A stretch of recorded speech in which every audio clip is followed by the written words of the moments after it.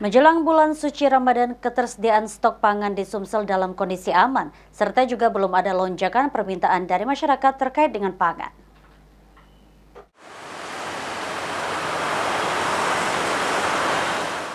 Menjelang bulan suci Ramadan, pemerintah Provinsi Sumatera Selatan memastikan ketersediaan stok pangan dalam kondisi aman.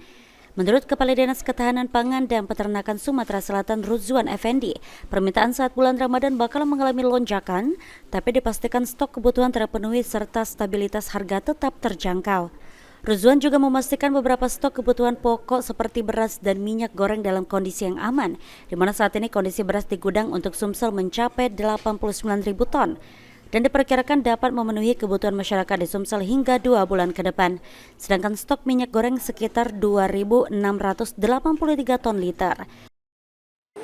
Setiap malam itu ada datang, walaupun hanya spot-spot untuk di Sumatera Selatan, misalnya dari Curug, dari daerah-daerah Murah atau kemudian Pagar Alam. Tapi juga dari luar itu ada. Bahkan nanti bulan Maret insya Allah itu akan ada lagi panen raya di beberapa provinsi yang akan menyuplai, akan digunakan, dikerjasamakan dengan kabupaten provinsi lain, salah satunya Sumatera Selatan. Jadi cabai, bawang dan semuanya kita tidak khawatir dengan itu, hanya saja mungkin ketersediaan atau volumenya.